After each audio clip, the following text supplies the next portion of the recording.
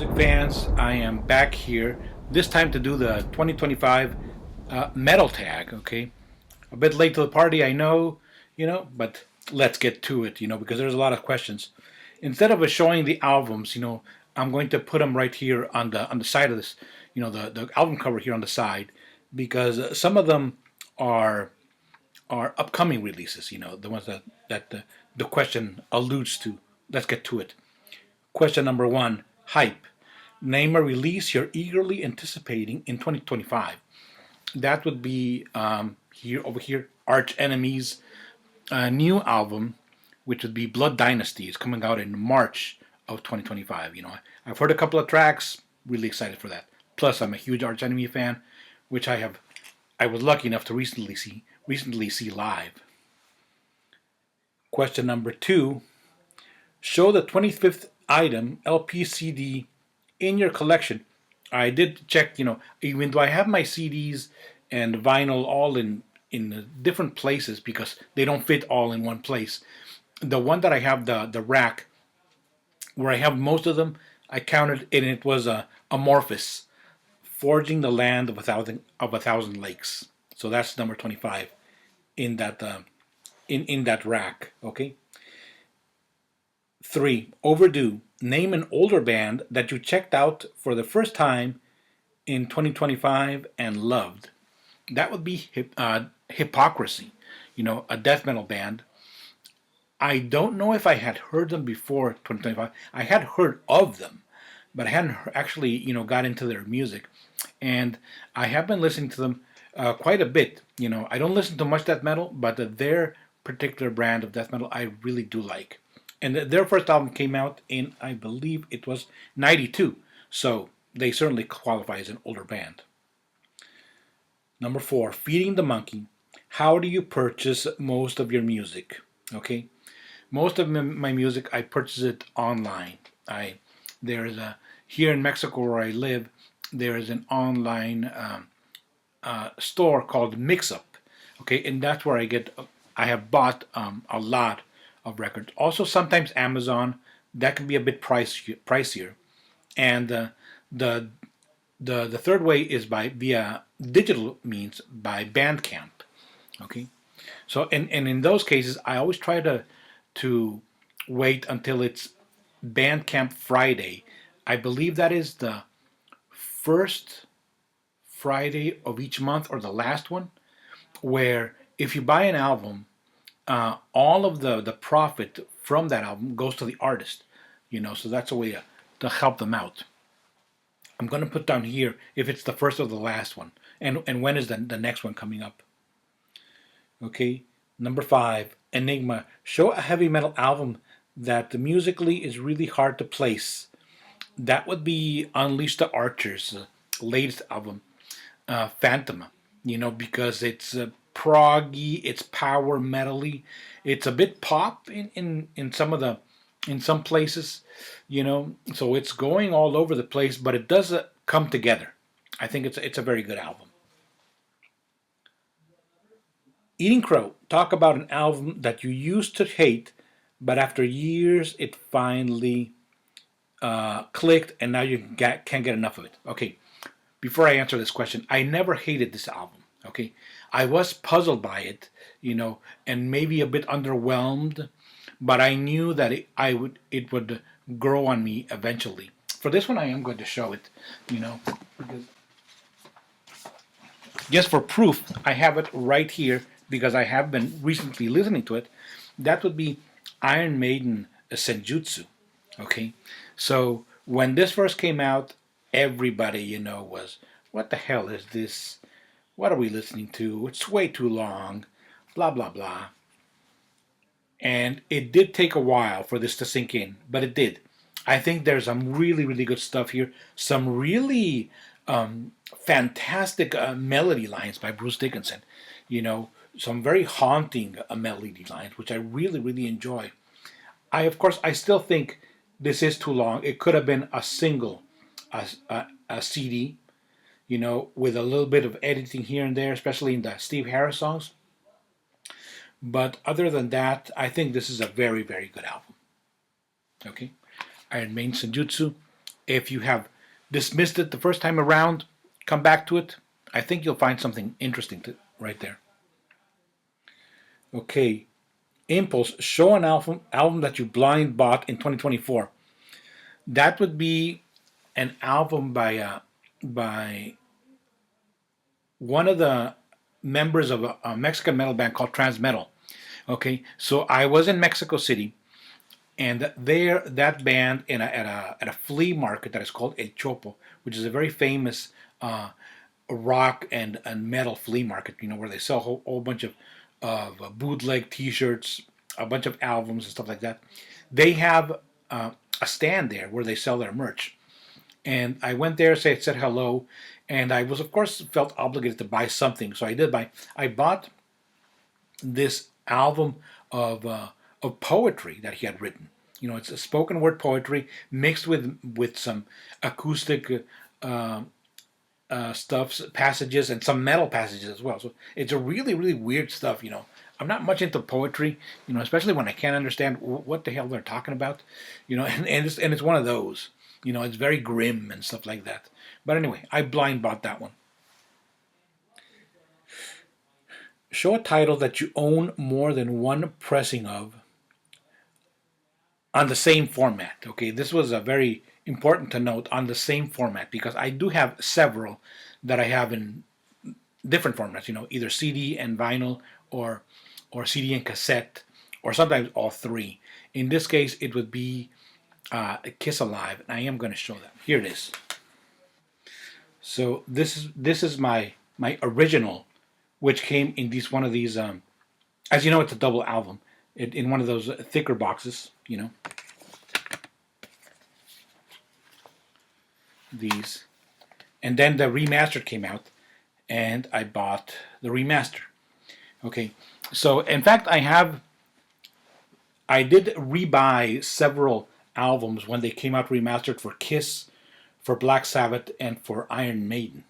But the thing is, the original ones I sold. I sold the originals, and I kept the remastered. This is one of the. I think this is the only one where I still have the original. Okay, and I also have this album on vinyl from way back in the day. Show off a grail, something you really wanted, that you acquired in 2024. That would be Dio's Angry Machines.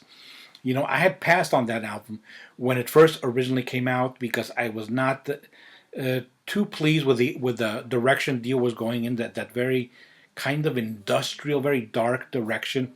But over the years, I've come around, and I think that's a pretty decent album. So I bought that one in 2024, the remastered one with the extra bonus disc that has a bit of live material. A plea to the VCLT gods. What is a grail item that you are on the hunt for? That would be Arch Enemy's Burning Bridges. All right. So whenever I come across it online, it is always really, really expensive. So if I ever come across it in a decent price, I'll get it. This is one question that I did not answer, or rather that I don't have an answer for, because it's number 11, Boomerang album. Show an album that no matter how many times you purge from your collection, another copy returns to you. Once I purge something from the collection, either it goes away for some reason, even though I don't do that a whole lot. I did mention with the Kiss, with the remastered for Kiss, Iron Maiden, and Black Sabbath, but that's because I was going to replace them. I did have the intention of replacing them. But mostly what I buy, I keep. All right, so I don't have an answer for number 11. Number 12, reuniting. Name an artist that you had lost track of over time, but reconnected with in 2024. That would be Tigers of Pantang, the 80s band. I do remember, back in the 80s, hearing about them, a couple of songs here and there, but it was with their more recent albums that I have really started to reconnect with this band. So their recent albums are pretty damn good. Upstart. Name a band whose debut album impressed you. And this is number 13 and number 14. They are both the same answer. Influencer. Show a band release that you bought in 2024 as a direct result of watching someone's YouTube channel. For both of these, the answer is Tonnerre, and the album is La Nuit Sauvage. This is a Canadian metal band from Quebec, and they do sing in French.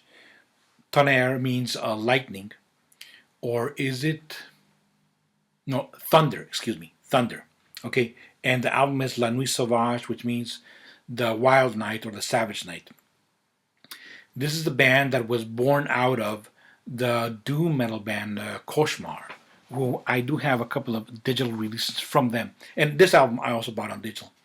All right, and this is very much AC/DC, a little bit of Blue Oyster Cult, and some doomy elements right there combined. So it's a really, really interesting mix. Okay, especially if you listen to the very first song of this album, it is completely an AC/DC, almost a rip-off. But the rest of the album starts, to get much more interesting.